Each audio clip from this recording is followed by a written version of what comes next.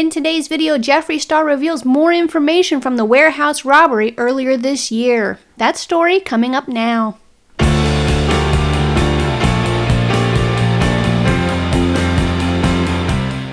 Get ready for the dangerous world of Jeffree Star. Hello everyone and welcome to my channel. I hope you're having a fantastic day today. If you're a returned subscriber, as always, I sure do appreciate your continued support. If you're new here and you enjoy these types of videos, be sure to subscribe to my channel. Everyone give this video a big thumbs up, click on that notification bell and select it to all. That way you'll be notified when I upload my next video. Before we get started, and as always, I do need to remind you guys that I am a drama commentary channel. I have opinions and I speak them freely. Opinions are not facts, they never have been facts, and they never will be facts. Now that I've gotten that out of the way, let's dive in. Shane Dawson uploaded part 3 of his series, The Beautiful World of Jeffree Star, this evening, and it did not disappoint. In my trailer review video I uploaded a week ago, I speculated on whether or not Shane would cover Jeffree Star's warehouse robbery, and today he did.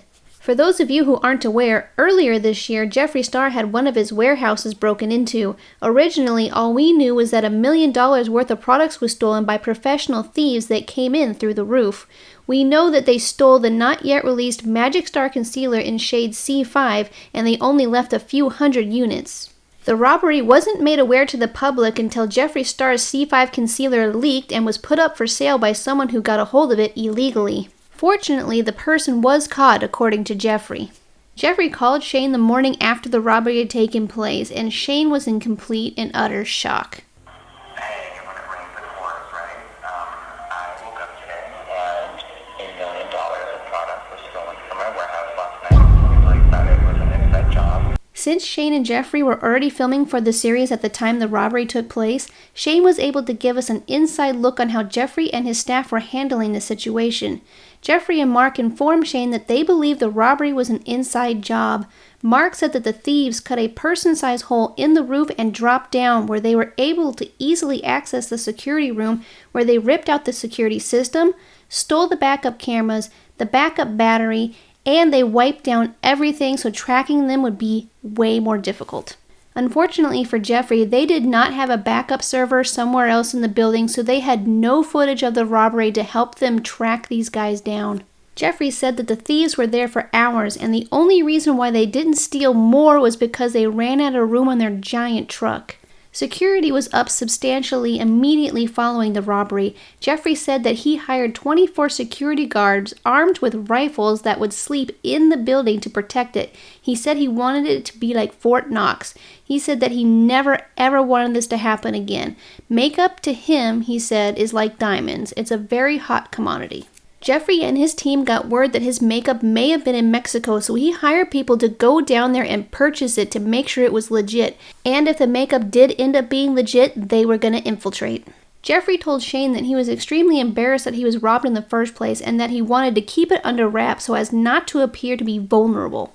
What's interesting about this whole thing is that Jeffree said that it did feel like a personal attack, and they do believe that it was an inside job. Jeffree said of all the things that they took, they also stole all of his Red Bull, apparently 5 cases of it. Why would a thief go in there and steal Red Bull when he's got loads of makeup worth tons of money? Red Bull's not worth anything. If you know anything about Jeffree Star, you know that he lives for Red Bull. He is always drinking it. So the thieves stealing all of his cases of Red Bull is kind of like an FU from the thieves to him. So I can understand why he would think that it was a personal attack and an inside job. You may not know this, but this isn't the first time that Jeffree has alluded to the fact that this robbery may have been an inside job. Back in August, Jeffree tweeted the following on Twitter. He said, "They can try and study my blueprint, but they'll never get the same results." Aphrodite responded to Jeffree's tweet and he said, "Predicted this back in April, almost verbatim. Jeffree, you have an information leak. I'm confident of this." Jeffree responded and said, "We've discovered and uncovered who they are. It was really dark and it's been handled. The poison has been removed." Pretty crazy stuff. If you haven't checked out Aphrodite's video on Jeffree Star Cosmetics robbery, I'll be sure to link it in the description box down below. When Shane and Jeffree were discussing the robbery, they mentioned how odd it was that just a few days before, Shane was being attacked and canceled on Twitter for old stuff that was dug up yet again. Almost as if someone, or maybe several someones, were purposely coming after both Shane and Jeffree to bring them down. Shane mentioned to Andrew earlier that people were going to be pissed off with their collab. It does seem rather odd that people were coming after Shane yet again for poorly made jokes he made years ago regarding his cat. Shane had to do damage control yet again, claiming that he never once did anything inappropriate with his cat. He said that it was a bad joke and he's apologized repeatedly for it. He was rightfully annoyed that his old videos and jokes were being brought up again because it's stale old tea and he doesn't know what else he can do to bring an end to the Shane Dawson is over party. After much thought, Shane decided that rather than letting this bother him, he's going to go ahead and just live his life and not let it bother him at all, because obviously there's nothing he can do to get people to stop. It's just going to keep coming up, so why let it bother him? When Jeffree asked him who he thought started this whole thing again, Shane said he wasn't sure. He made reference to it possibly being another influencer on YouTube, but they bleeped it out so you couldn't tell who he was talking about. He also made mention of it possibly being a company that he was involved in a lawsuit with and they had to pay him. Or it could be someone that doesn't like the idea of Shane and Jeffree having a collab and they don't want it to succeed. I do have to admit that it's pretty suspicious that Shane Dawson was being canceled on Twitter, and as soon as that was over, Jeffree Star had his warehouse broken into where he had millions of dollars worth of products stolen. Jeffree Star going into more detail about the warehouse robbery and Shane Dawson going into more detail about him being canceled on Twitter is about the only tea that was in this video today. So let's move on to the eyeshadow palette, shall we? A lot of part 3 was dedicated to Shane Dawson's 2 eyeshadow palettes. That's right, he has 2 coming out.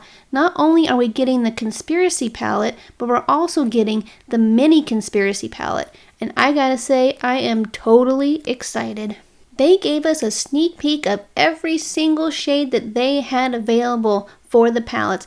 I couldn't believe it, honestly. I thought maybe we'd get like 2 or 3 shade reveals, but no, we got the full 21 shades. The main palette, the conspiracy palette, is going to have 18 shades, and the mini conspiracy palette is going to have 9. Of course, 21 shades doesn't equal the proper number, so there are a few shades missing, but I can show you the shades that they did show us that they have. Here are the eyeshadows with their names that we know so far. Trisha. Just a Theory. Diet Root Beer.